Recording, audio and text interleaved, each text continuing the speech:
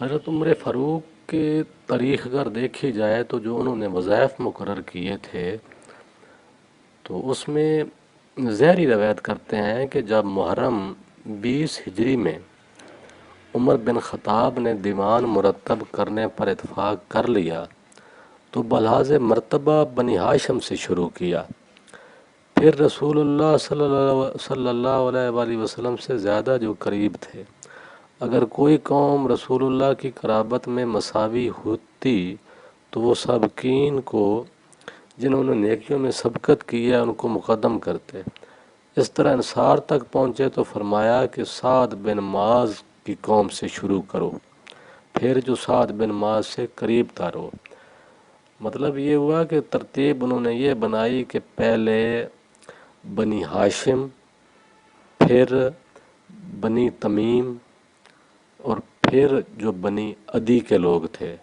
اور وظائف میں بھی ایسے ہی کرتے کہ بنی ہاشم کا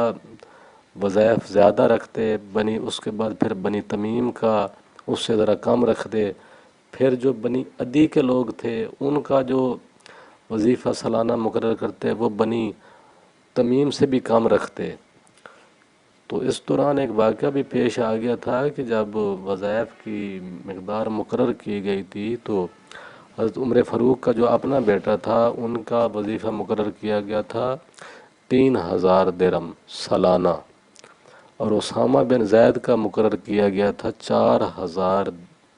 درہم سالانہ۔ تو عبداللہ بن عمر نے اس پر اختلاف کیا باپ سے، اس نے شکوہ کیا کہ میں آپ کا بیٹا ہوں اور میرا وظیفہ 3000 درہم اور اسامہ بن زید کا 4000 درہم۔ تو عمر فاروق نے فرمایا کہ اس کی وجہ یہ ہے کہ اس نے حضور کی خدمت بہت زیادہ کی ہے اور یہ حضور کو بہت پیارا تھا، اس لیے میں نے آپ سے اس کا زیادہ رکھا ہے۔ تو اس حساب سے انہوں نے جو وظائف مقرر کیے تھے اس میں یہ ہوا کہ جو اہل بدر تھے ان کا بھی وظیفہ مقرر تھا، جو مہاجرین تھے ان کا بھی مقرر تھا، جو ازواج النبی تھیں ان کا بھی وظیفہ مقرر تھا۔ حضرت عمر نے جو مہاجرین و انصار بدر میں موجود تھے ان سے شروع کیا تو ان میں سے ہر شخص کے لیے 5000 درہم سالانہ مقرر کیا تھا، جس میں ان کے حلیف اور مولی صاحب برابر رکھے گئے۔ ان لوگوں کو جن کا اسلام مثل اہل بدر کے اسلام کے تھا، جو مہاجرین حبشہ میں سے تھے اور عہد میں حاضر ہوئے تھے، ان میں سے ہر ایک کے لیے 4000 درہم سالانہ مقرر کیا۔ اہل بدر میں جو لوگ شامل ہوئے ان کے لڑکوں کے لیے بھی 2000 درہم سالانہ وظیفہ مقرر کیا گیا تھا، سوائے حضرت حسن اور حسین کے، کیونکہ یہ دو جو تھے یہ رسول اللہ صلی اللہ علیہ وسلم کے زیادہ قریبی تھے، تو ان کو حضرت علی کے ساتھ رکھا گیا اور ان میں سے ہر ایک کے لیے 5000 درہم سالانہ مقرر کیا گیا، یعنی حضرت علی کے لیے بھی 5000 درہم اور حسن کے لیے بھی 5000 درہم اور حسین کے لیے بھی 5000 درہم سالانہ، یہ جو وظیفہ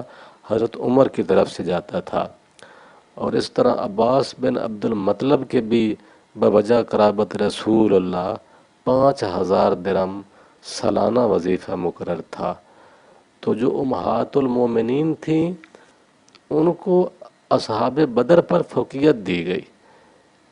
جو ابن سعد نے کہا ہے کہ بعضوں نے روایت کی ہے کہ جو عباس کے لیے 7000 درہم مقرر کیے، باقی سب راویوں نے کہا ہے کہ انہوں نے جو سوائے ازواج النبی کی اور کسی اور کو اہل بدر پر ترجیح نہیں دی۔ اسی وجہ سے جو تاریخ میں ریکارڈ ملتا ہے کہ وہ جو ازواج النبی تھیں امہات المومنین ان میں سے ہر بیوی کے لیے کچھ، اس میں ایک تھوڑا ہے، حضرت عائشہ کو زیادہ ترجیح دی گئی، حضرت عائشہ کو 12000 درہم سالانہ ملتے تھے اور باقی جو ازواج النبی تھیں ان کو 10000 درہم سالانہ وظیفہ جاتا تھا حضرت عمر کی طرف سے۔ دو جو ازواج النبی تھیں، ایک جویریہ بنت حارث اور ایک صفیہ بنت حی، ان کو 3000 درہم مقرر تھے ان کے لیے۔ کچھ روایتوں میں ان کے لیے 6,000 بھی ملتا ہے ریکارڈ، کچھ روایتوں میں 6,000 ہے ان کے لیے، کچھ روایتوں میں 3,000 ہے، لیکن زیادہ جو معقول روایتیں گنی جاتی ہیں وہ 6,000 ہے کہ ان کو 6,000 درہم سالانہ جاتا تھا وظیفہ حضرت عمر کی طرف سے۔ فتح مکہ میں جو اسلام لانے والے لوگ تھے ان کو حضرت عمر کی طرف سے 2,000 درہم سالانہ وظیفہ مقرر کیا جاتا تھا، اور ان میں جو ان کے بچے تھے نومولود مہاجرین اور انصار کے، ان کے لیے بھی فتح مکہ کے برابر ایسا آپ نے مقرر کیا، یعنی وہ جو مہاجرین و انصار کے بچے نئے پیدا ہوتے ان کو بھی 2,000 درہم سالانہ ان کے لیے وظیفہ مقرر ہو جاتا۔ اس میں ایک نام آتا ہے عمر بن ابی سلمہ، اس کے لیے 4,000 درہم مقرر کیے گئے تھے۔ تو ایک دفعہ محمد بن عبداللہ نے آپ سے پوچھا کہ آپ عمر بن ابی سلمہ کو ہم پر کیوں ترجیح دیتے ہیں؟ تو عمر نے فرمایا کہ میں انہیں نبی کے تعلق کی وجہ سے ترجیح دیتا ہوں، اس وجہ سے ان کی کوئی خاص تعلق تھا حضور سے۔ تو اہل یمن جو تھے، اہل یمن اور شام اور عراق کے لوگوں کے لیے بھی وظائف آپ نے مقرر کیے ہوئے تھے۔ اس میں یہ ہوا کہ اہل یمن کے لیے بھی وظائف مقرر تھے، ہر شخص کو 2,000 سے 1,000، 900، 500، 300 تک، مطلب مراتب کے لحاظ سے، کسی کو 300، کسی کو 500، کسی کو 1,000، کسی کو 2,000، لیکن انہوں نے کسی کا بھی 300 سے کم نہیں وظیفہ مقرر کیا ان لوگوں کا۔ اگر مال زیادہ ہو جاتا تو پھر کبھی زیادہ بھی دے دیتے۔ تو اس میں یہ ہے کہ جو ہجرت حبشہ کرنے والی عورتیں تھیں، یا جو مکہ سے مدینہ ہجرت کر کے عورتیں گئی تھیں، ان کا بھی حضرت عمر کے زمانے میں وظیفہ مقرر تھا۔ ان کے لیے ان کا بھی ایک طرح کا نہیں تھا، مراتب کے لحاظ سے، کسی کے لیے 6,000 درہم، کسی کے لیے 1,000، کسی کے لیے 3,000،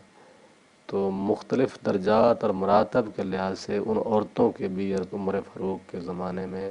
وظائف مقرر تھے۔ تو حضرت عمر کے زمانے میں جو ہر نیا پیدا ہونے والا بچہ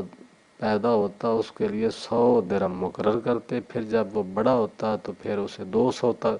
درہم کر دیتے، جب بالغ ہو جاتا تو پھر اور زیادہ بڑھا دیتے۔ اسی طرح اگر کوئی لاوارث بچہ کوئی بندہ اس کی پرورش کرتا تو پھر اس کو بھی وہ دیتے، پرورش کرنے کا خرچہ بھی دیتے اور اس کا جو وظیفہ بچے کا وہ بھی دیتے۔ اسی طرح یہ چند میں اقدامات گن رہا ہوں جو حضرت عمر نے بہت اچھے اقدام